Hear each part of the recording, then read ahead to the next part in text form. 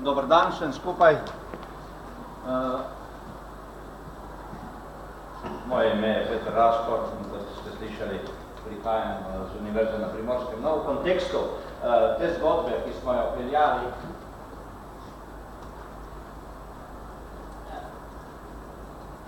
pred nekaj tedni, moram reči, nastala seveda tudi ta knjiga in od te knjigi je zbranega kar nekaj materijala, tako da človek, ki ga to zanima, se lahko vzame to v roke in bo imel kar en teden resnega dela, da se bo skozi to prebil, da bo videl vse dimenzije.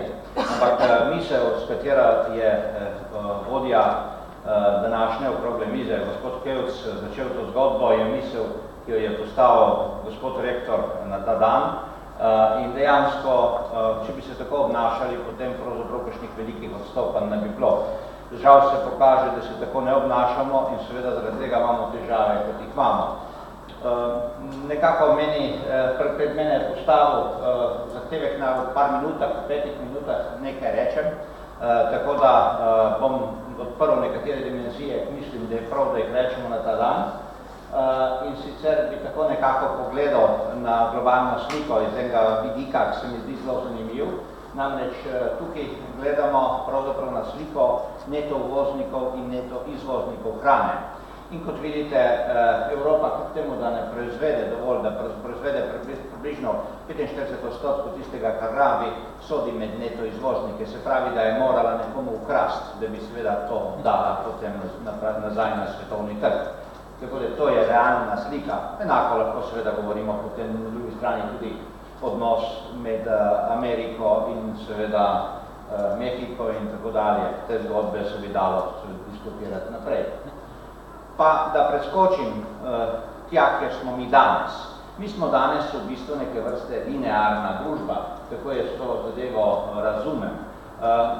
Najprej seveda začnemo s pridobivanjem, nekako z izkoriščanjem surovin, potem gremo v proizvodnjo, iz tega naredimo seveda nek produkt, da gre v potrošnjo in seveda na koncu končanek odpadek, ki se pač akumulira.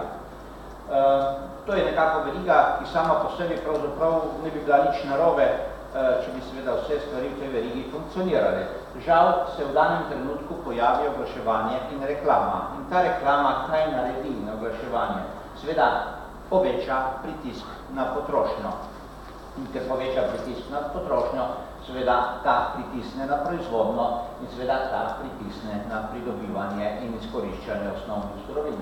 In začnejo se odpirati viški odpadkov, izvrškov, završkov, kakorkoli jih imenujejo, in seveda ti se akumulirajo z vseh stopenj.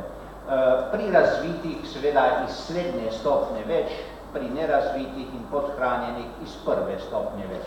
Vendar, če gremo računati na količino produkta, pravzaprav ta razlika ni tako bistveno različna, če smo čisto pošteni. Zdaj, če bi želeli ta problem rešiti na nek celovit način, potem bi morali prejeti iz linearne družbe in se pretvoriti v družbo neke ponovne uporabe. To pravi, skratka, danes ogromno govorimo o recikliranju. In če spet stopimo v isto okvir, v katerem smo ravno tak stali in vemo, kaj nam dela reklama, in vemo seveda, da se nam akumulirajo odpadki, kaj lahko storimo. Edino, kar lahko storimo v taki družbi je, da začnemo razmišljati o tem, da bomo reciklirali. Nekateri seveda se navdušujejo nad reciklacijo, ker je ponovno proizvodnjo, nekateri razmišljajo reciklacijo na nivoju primara in seveda zadnje čase smo začeli diskutirati zelo resno o reciklaciji direktno v potrošnjo. Z vsemi temi pravilniki, vsemi temi zgodbami. Skratka, vidite, da se pravzaprav vrtimo sedaj v tem krogu. In tako da živimo, bom rekel, v neki družbi, ki ima pred seboj mit dejansko. In ta mit, tako kot ga jaz razumem, je pravzaprav postavljen na klasičnem izhodišču. Več trošimo, bolj smo srečni. Pravi, če se lahko privoščimo, seveda trošimo in zaradi tega smo seveda mi srečnejša družba. Vendar realnost, če se malo ozremo okrog sebe, nam pokaže nekaj popolnoma drugega. Kaj nam pokaže? Da več trošimo, bolj smo debeli. In seveda še zraven dajemo več odpadkov od sebe. tako in drugače od sebe, da se razumemo. Skratka, vidite, to je nekako ta mit, v katerem živimo. Mi bi pravzaprav morali reči nekaj drugega. Zaradi pretiranega reklamiranja imamo pretirano potrošnjo. Je to res, to kar je? Torej, mi smo v tem trenutku rekli na čisto, da je kriv tistih dela reklamo, ne tisti osob, kupi in nese domov in pol vrže stran. To smo rekli. In na njih se zgovarjamo. Mi se ne pogledamo so sebe v obraz, v ogledalo in rečemo, jaz sem tisti, ki sem preveč kupil in jaz mečem stran. In to je seveda v razvitih družbah večina tega, kar vržemo stran. Glede, je pa seveda ta zgodba o reklami pravzaprav zelo dvorezna. In če naredimo eno analizo, za enega otroka, ko bo zaključil srednjo šolo, pustimo internet, pustimo samo klasičen pogled televizije, boste zračunali, da je on videl 350 000 dejansko reklamnih oglasov, takih in drugačnih. Gledal, se pravi, videl in tudi gledal, se pravi, ki je tudi dojel, se pravi, v tem kontekstu. Torej, dejansko je vpliv na tega otroka, da potem hoče točno to imeti in stari morajo to kupiti in potem to proba in reče, to jaz nam jedel in potem se vrže stran. To je to, s čemer se seveda mi dejansko srečujemo danes. In jasno, drugi element tega je pa vertikalne strani pa trenažiranje. Drugi element, prihajam iz fakultete za vede o zdravju in definitivno se mi zdi ta element enako pomemben, če ne še bolj pomemben kot prvi. Zakaj? Zaradi tega, ker ta ima za posledico seveda uničevanje zdravja. In zaradi tega pride seveda ta bumerang še na drugi nivoju šankat okrog in seveda to plačujemo še skozi druge pravzaprav resurse družbe in rešujemo ta strašen problem. Tako da, mogoče bom to preskočil bolj na hitro, ker ste že vi rekel, toliko, da imamo malo občutka, kako je s našimi odpadki kuhinjskimi, pa če pogledamo recimo, kako je v naše zakonodaje, imamo tle gospode, bojo malo to komentirali, zakaj pravzaprav se je to zgodilo od leta 2002 tak pad, kako je pravzaprav regulativa vplivala, da seveda na trgih je tega manj ostalo, ker je seveda bilo vrženo stran že prej ali pa potneje, se pravi zakonodaja, kako na to vpliva. Nekaj smo rekli že o tem, kje je ta trenutek Slovenija, vidimo, da so nekateri seveda pred nami. Moram reči, da tudi te statistike, ti pogledi niso popolnoma koherentni, tako da tukaj bi se dalo tudi o tem diskutirati.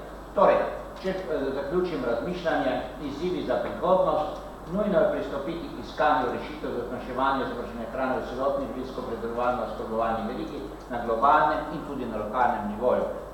Naš poslanec Bogovič je pravzaprav ta element zelo dobro vzpostavil. Začetek verige, pridelava, veliko završkov, visoki standardi, se pravi, to je nekako povezano. Višje imamo standarde, več završkov ali izvrškov nastopa v prvem delu verige. In tukaj bi bilo treba premisliti, da je to tisto smiselno, da se prav tako dela.